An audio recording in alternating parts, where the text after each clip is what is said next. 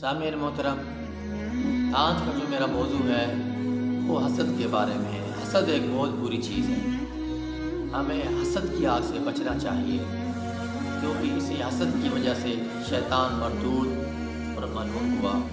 اسی حسد کی وجہ سے قابیل نے اپنے بھائی حابیل کو قتل کیا۔ اسی حسد کی وجہ سے پیارے یوسف علیہ السلام کو ان کے بھائیوں نے کنویں میں ڈال دیا۔ یہ حسد نہیں تو اور کیا؟ تو حسد کی آگ سے بچنا چاہیے۔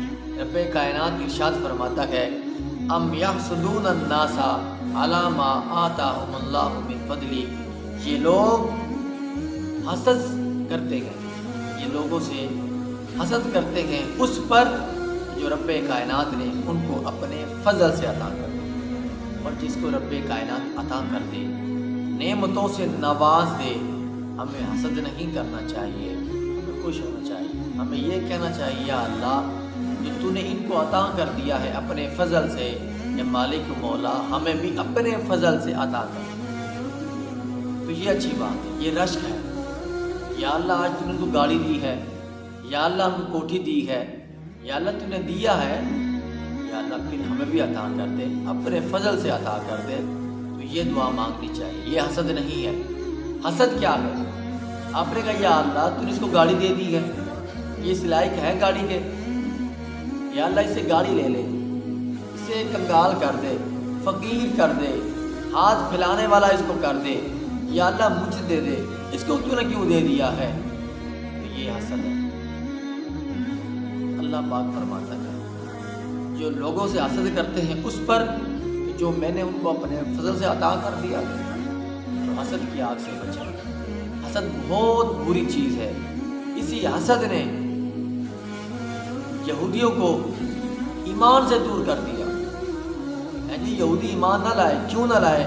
کہا کہ نبی کریم علیہ السلام بنی اسرائیل سے ہونے چاہیے، تو اسی وجہ سے وہ ایمان سے محروم رہ گئے۔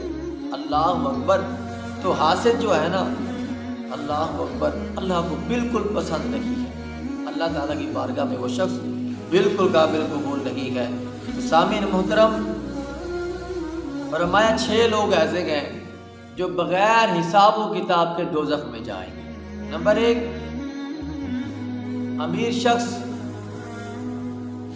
جس نے کسی غریب پر ظلم کیا، وہ شخص جہنم میں جائے گا۔ تعصب کی نگاہ سے دیکھنا، عرب کے اندر تعصب تھا، کسی کی خوبی کو بھی حقیر سمجھنا، کسی کی نیکی کو حقیر سمجھنا۔ فرمایا یہ بھی تو ایک حسد ہے۔ فرمایا ایسے شخص بھی جہنم میں جائے گے بغیر حساب و کتاب۔ تیسرا آدمی مالدار تھا، تکبر کی وجہ سے، میرے پاس بڑا پیسہ ہے، میرا بڑا بزنس ہے، میرا بڑا کاروبار ہے، او بھائی میں نے بہت پیسہ کمایا ہے، یہ پیسہ تکبر کر رہا ہے، یہ اس کے لیے باعث جہنم بنے گا۔ اور پیسے کی آڑ میں آ کر وہ لوگوں کو حقیر سمجھتا ہے، کبھی تھپڑ مارتا ہے، کبھی گروان چاک کر دیتا ہے، تو کبھی زمانے میں رسوا کر رہا ہوتا ہے۔ اللہ اکبر۔ رب کائنات فرماتا ہے حسد نہ کر، تو مجھے بالکل پسند نہیں ہے، آج ہی کر، پھر میں رب کائنات میں پسند کروں۔ اور پھر سوداگر، امانت کے اندر خیانت کرنے والا شخص، یہ بغیر حساب و کتاب کے جہنم میں جائے گا۔ اور دیہاتی اپنی جہالت کی وجہ سے، نادانگی کی وجہ سے، وہ بھی جہنم کے اندر جائے گا۔ اور چھٹا، علماء حسد کرنے کی وجہ سے یہ بھی جہنم کے اندر داخل ہو جائیں گے۔ سامعین محترم، ہمیں تکبر نہیں کرنا چاہیے۔ ہلاکو خان بڑا متکبر شخص تھا، بڑا ظالم تھا، بڑا جابر شخص تھا۔ اس کا ظلم آپ تاریخ کے اندر پڑھیں۔ اللہ اکبر۔ ایک اس کا تاریخی واقعہ ہے، ایک مرتبہ ہلاکو خان بازار کے اندر آتا ہے۔ سامعین محترم توجہ فرمائیں، اس کے ظلم کی کہانی سنیں۔ ہلاکو خان بازار کے اندر آتا ہے اور کہتا ہے بازار میں جتنے لوگ خرید و فروخت کر رہے ہیں وہ ایک صف کے اندر آ جائے۔ کہتے ہیں جب اس نے یہ کہا 5 صفیں بن گئی اور ہلاکو خان نے کہا کوئی ہے تم لوگوں کو میری تلوار سے بچا سکے؟ اللہ اکبر، سب لوگ ڈر رہے تھے۔ ہلاکو خان بہت ظالم تھا، بڑا جابر انسان تھا، بڑا متکبر تھا۔ اللہ اکبر، تو لوگوں نے کہا ہلاکو خان ہمارا قصور کیا ہے جس کی سزا یہ مل رہی ہے؟ ہلاکو خان نے کہا تمہارا قصور یہی ہے کہ تم بازار میں آئے، بس یہی قصور ہے، اور میں بادشاہ ہوں، میں حکمران ہوں، میں ایک ظالم ہوں، میری تلوار سے کوئی نہیں بچ سکتا۔ اس نے آرڈر دے دیا، حکم دے دیا، پہلی صف کے اندر جتنے لوگ بھی کھڑے ہیں ان کی گردنیں اتار دو۔ اللہ اکبر، فرماتے ہیں کہ پہلی صف کے اندر جتنے مسلمان تھے اس نے سب کی گردنیں اتار دی۔ تو کونے کے اندر پہلی صف کے آخر کے اندر ایک بزرگ تھے، سفید داڑھی والے تھے، انہوں نے دیکھا کہ گردنیں اترتی جا رہی ہیں، وہ پہلی صف چھوڑ کر دوسری صف پہ چلے۔ ہلاکو خان یہ ماجرا دیکھ رہا ہے۔ ہلاکو خان اپنے گھوڑے پر بیٹھا ہے اور ہنس رہا ہے، ظالم ہے، اور کہتا ہے وہ بابا بے وقوف ہے، اس کو پتہ نہیں ہے کہ میری تلوار سے کوئی نہیں بچ سکتا، کہ جس صف میں چلا جائے میری تلوار اس صف تک پہنچ جائے گی، ہم اسے اس کی گردن اتار دیں۔ اب جب دوسری صف کے اندر گردنیں اترنا شروع ہو گئی، بالکل قریب تھا کہ بابا کی گردن بھی اتر جائے، وہ بزرگ تیسری صف میں چلے گئے۔ جب تیسری صف کے اندر گردنیں اترنا شروع ہو گئی، وہ چوتھی صف میں چلے گئے۔ جب چوتھی میں پہنچے، جب چوتھی صف کی گردنیں اترنا شروع ہو گئی، وہ بزرگ پانچویں صف کے اندر چلے گئے۔ اللہ اکبر، انسان کو جان تو پیاری ہے، اس کی حفاظت بھی تو کرنی چاہیے۔ وہ بزرگ پانچویں صف میں چلے گئے، اور جب پانچویں صف کے اندر گردنیں اترنا شروع ہو گئی اور بزرگ تک پہنچے، ہلاکو خان نے کہا ذرا ٹھہر جاؤ، اس بزرگ کو میرے پاس لے۔ جب بابا جی پہنچے، کہا بابا ایک بات بتا، تجھے پتہ نہیں ہے کہ میری تلوار سے تمہیں کون بچائے گا؟ میرے ظلم سے تمہیں کون بچا سکتا ہے؟ میں ظالم ہوں، جابر ہوں۔ 5 صفوں کے اندر اتنے لوگ موجود تھے، ارے سب کی گردنیں اتار دی ہیں۔ جب تو یہ بتا کس چیز نے تمہیں پیچھے ہٹنے پر مجبور کر دیا؟ پہلی صف میں تھے، پھر دوسری میں، دوسری سے تیسری کے اندر، تیسری سے چوتھی کے اندر، اور چوتھی سے 5ویں صف کے اندر پہنچے۔ ہلاکو خان کی تلوار تیری گردن تک پہنچ چکی ہے، بتا تو پیچھے کیوں ہٹا؟ اس نے کہا شاید تمہیں حیا آ جائے، شاید تمہارا ہاتھ ظلم سے رک جائے، شاید تمہیں رب کائنات حیا عطا فرمائے، لیکن تیرے اندر حیا کی رتی نہیں ہے۔ اور اب عربی کا مقولہ اذا فاتک الحیاء فافعل ما شئت، وہ ترجمہ ہے جس بندہ بے حیا ہو جائے نا پھر موجہ ہی ہو جائے۔ کہا تم بے حیا ہو چکی، تم ظالم ہو، تمہارا ظلم نہیں ختم ہو رہا۔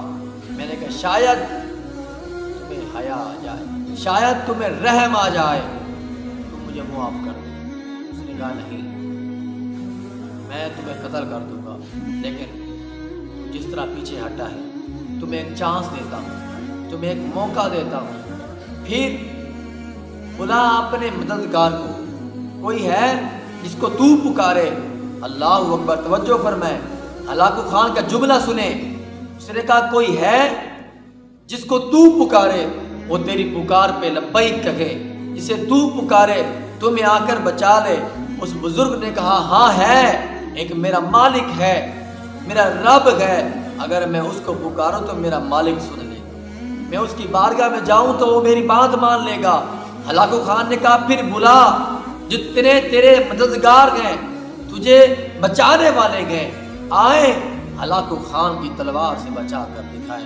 اللہ کی عزت کی قسم، جب یہ بات کہی بزرگ نے دیکھا ارد گرد کوئی ہے نہیں جو اس کو بچائے، لیکن اس نے کیا کیا، اس منہ کو عرش کی جانب آسمان کی طرف کیا اور رب سے بات کی، اے مالک آج تو عزت رکھ، اے مالک آج تو میری لاج رکھ لے، مالک تیرے سوا کون سننے والا،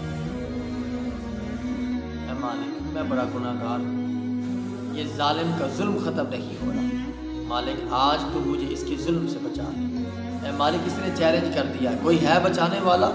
یا اللہ سب سے بڑی طاقت تیری ہے، سپر طاقت کا مالک تو ہے، سب طاقتوں کا مالک تو ہے، زمین و آسمان کا مالک تو ہے، سب کچھ تیرے قبضہ قدرت کے اندر ہے۔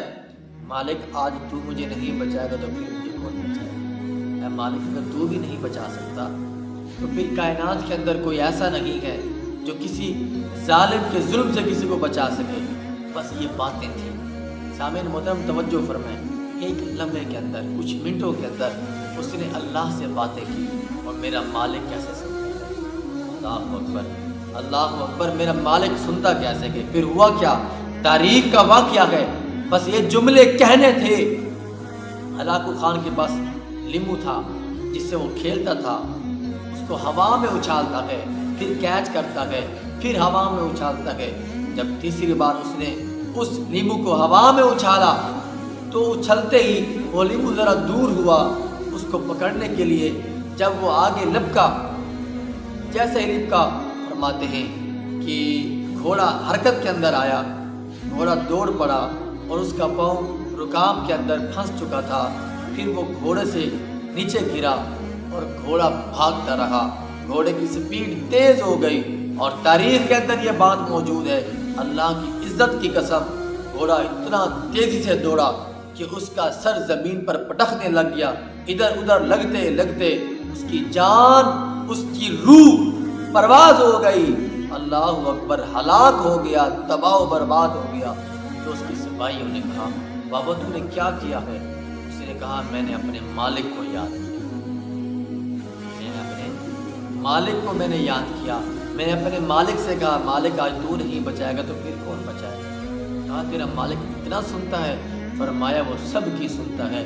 جب اس کی بارگاہ میں آپ جھک جائیں، جب اس کی بارگاہ میں تم پریشانی کے حال کے اندر اس مالک کو یاد کرو، رب فرماتا ہے پھر میں تمہاری سنتا ہوں۔ تم خوشی کے اندر یاد کرو، پریشانی کے اندر میں رب العالمین تمہیں یاد کروں گا۔ سامعین محترم، وہ مالک کی طرف نہیں، اور اللہ فرماتا ہے وَنَحْنُ أَقْرَبُ إِلَيْهِ مِنْ حَبْلِ الْوَرِيدِ، تمہاری شارک سے بھی زیادہ قریب ہوں، بندے پھر تم مجھ سے دور کیوں ہیں جی؟ میں تیری سنتا ہوں، تیری ہر بات کو سنتا ہوں، تیری ہر فریاد کو سنتا ہوں۔ اس بزرگ نے فریاد اس مالک سے کی، ہمیں بھی سبق مل گیا، اس مالک سے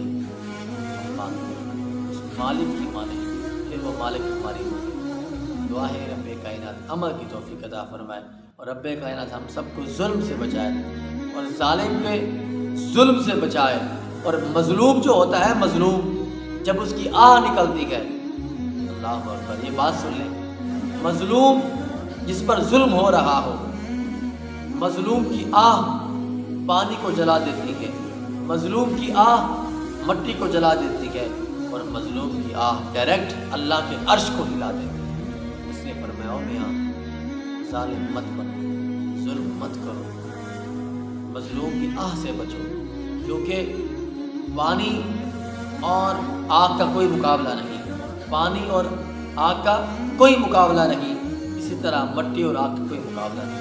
آگ مٹی کو نہیں جلا سکتی، یہ آگ پانی کو نہیں جلا سکتی، لیکن مظلوم کی آہ جو ہے وہ پانی کو جلا دیتی ہے، مظلوم کی آہ مٹی کو بھی جلا دیتی ہے، اور مظلوم کی آہ اللہ کے عرش کو ہلا دیتی ہے۔